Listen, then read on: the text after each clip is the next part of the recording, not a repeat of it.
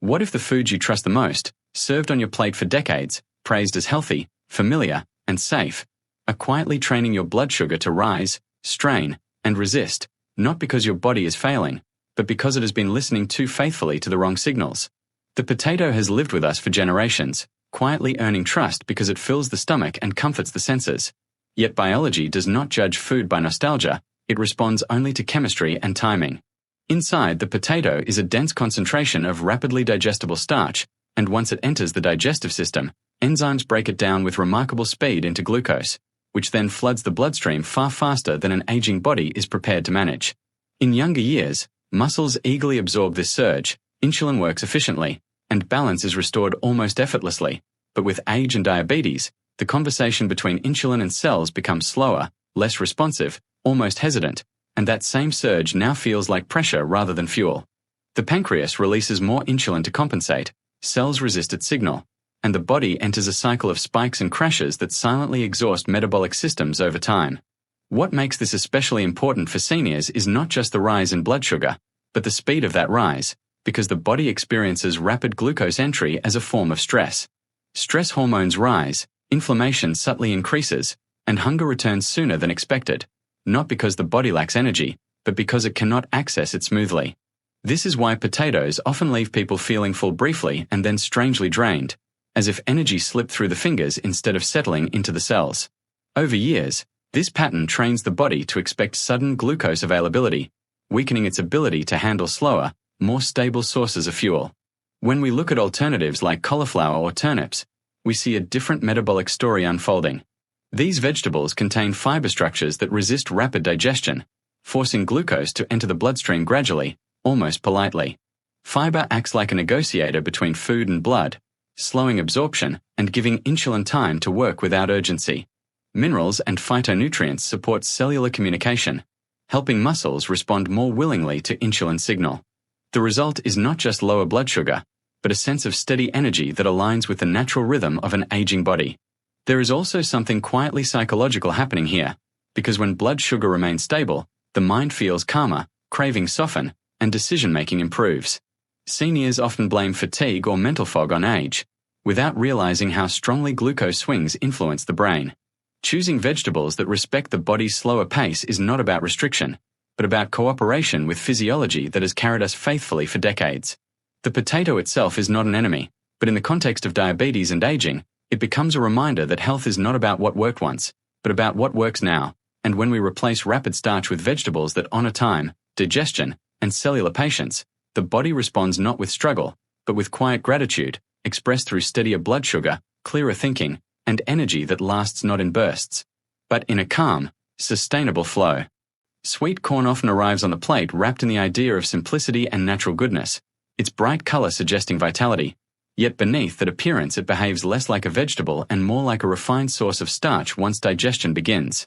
From a biological perspective, sweet corn contains a combination of natural sugars and rapidly digestible carbohydrates that the body converts into glucose with surprising efficiency.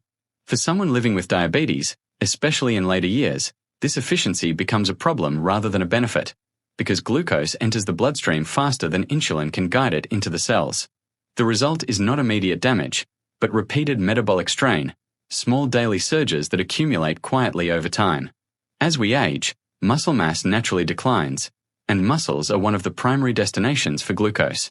When that storage space shrinks, excess sugar has fewer places to go, lingering in the blood where it disrupts delicate systems.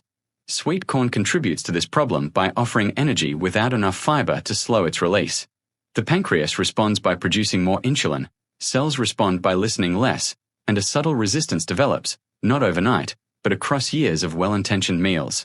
This is why seniors may feel sleepy or sluggish after eating corn, mistaking the sensation for age rather than a biochemical response to rapid glucose movement. Another layer of complexity lies in how corn is often consumed. It is rarely eaten alone. It comes buttered, creamed, or processed, combinations that further alter digestion and appetite signaling. Even when eaten plain, the body still experiences a rise in blood sugar that feels abrupt, like a conversation spoken too loudly. Hunger often returns sooner, not because nourishment was insufficient, but because glucose arrived without the stabilizing presence of slow-digesting fiber and supportive micronutrients. When we shift attention to alternatives like green beans, zucchini, or bottle gourd, the contrast becomes clear. These vegetables provide bulk and nourishment without demanding urgency from insulin. Their fibers create a physical structure that slows digestion, allowing glucose to seep into the bloodstream rather than rush. This slower pace supports metabolic calm, reducing inflammation and improving insulin sensitivity over time. The body begins to trust food again, sensing stability rather than unpredictability. There is a deeper lesson here about aging and health, because the goal is no longer maximal energy, but sustainable energy.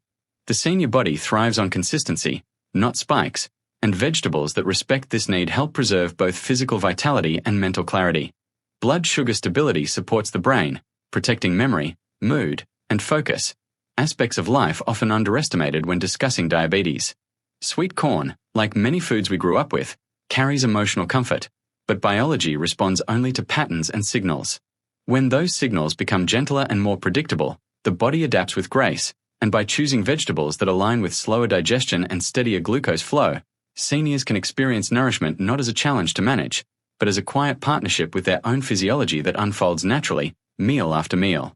Peas are often placed gently into the category of safe and wholesome foods, small and green enough to escape suspicion, yet their internal composition tells a more complex metabolic story. Peas contain a higher concentration of carbohydrates than most non-starchy vegetables, and while those carbohydrates are natural, the body does not distinguish between intention and impact. Once digestion begins, enzymes break down these carbohydrates into glucose, and for someone with diabetes, especially in older age, this glucose can arrive in quantities that quietly push blood sugar beyond comfortable limits.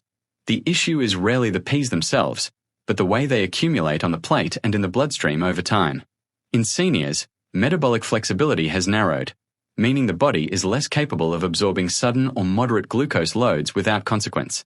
Muscle cells respond more slowly to insulin, liver glucose regulation becomes less precise, and the finely tuned balance that once existed begins to waver. Peas, when eaten in generous portions or combined with other carbohydrate-dense foods, can tip this balance without obvious warning. Blood sugar may rise not dramatically, but persistently, creating a background elevation that feels invisible yet steadily harmful. What makes peas particularly deceptive is their nutritional reputation.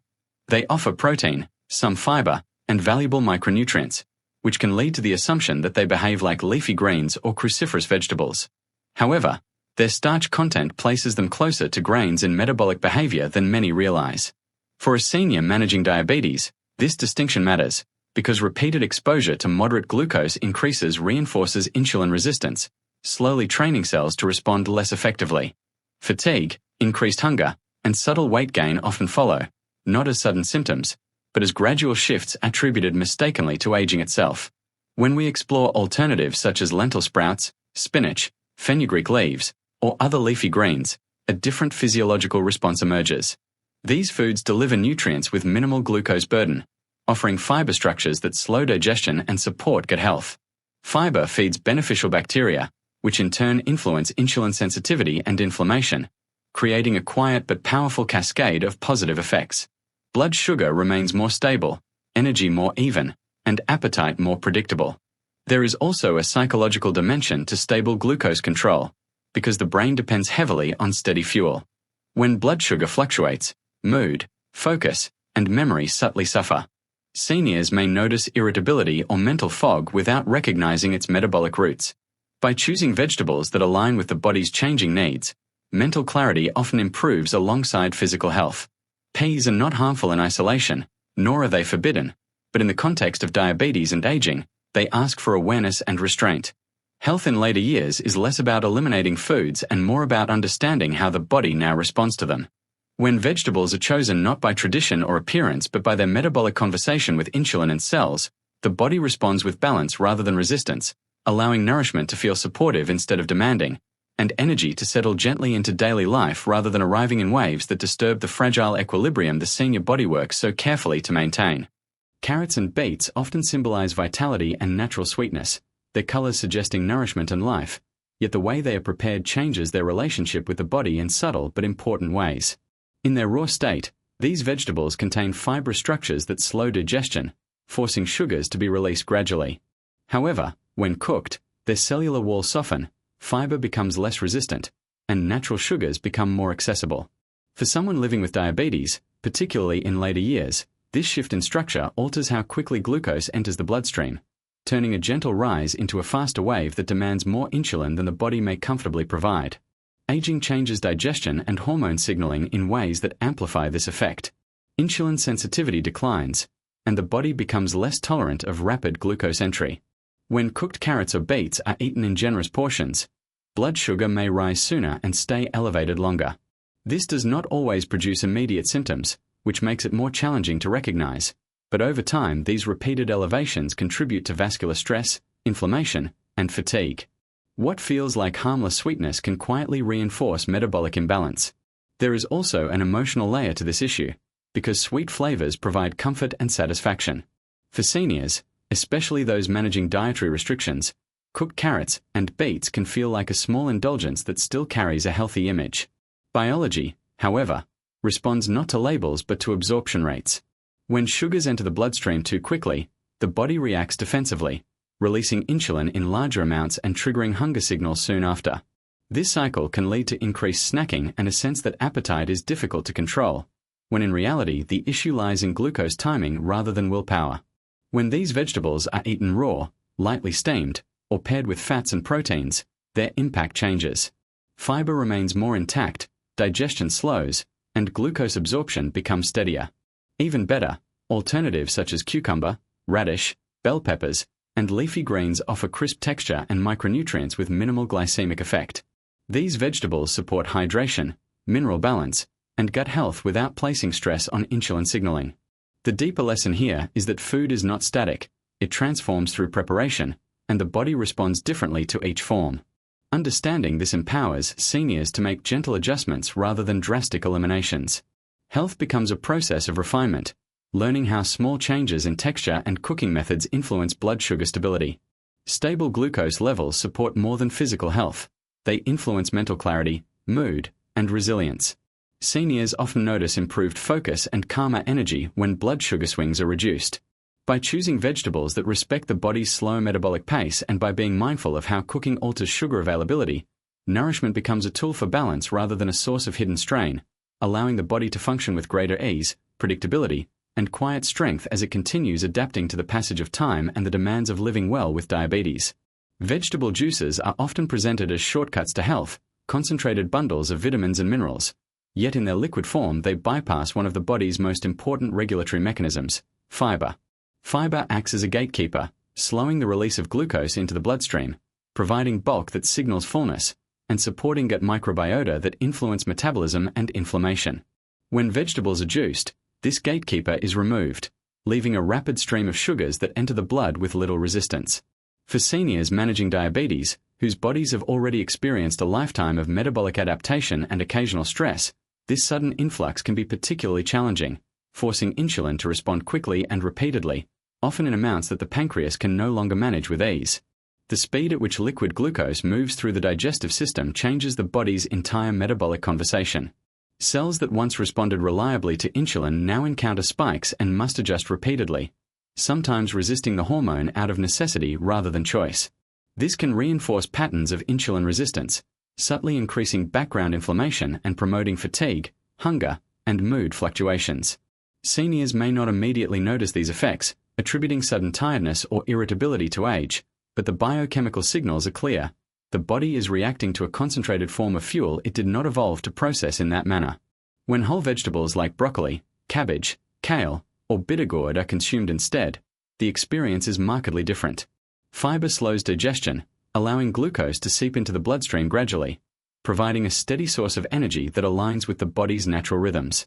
Chewing itself is a biological signal, initiating saliva production and digestive enzyme release, preparing the body to process nutrients efficiently. The act of eating whole vegetables engages multiple sensory and metabolic systems that liquid forms bypass, and this engagement translates into more stable blood sugar, more predictable energy, and reduced stress on pancreatic function. There is also a cognitive and emotional dimension to this dynamic. Stable glucose supports mental clarity, patience, and mood regulation, all of which are crucial for seniors seeking to maintain autonomy and quality of life. When blood sugar rises and falls abruptly, even subtly, the brain experiences a form of stress that can manifest as distraction, frustration, or diminished focus.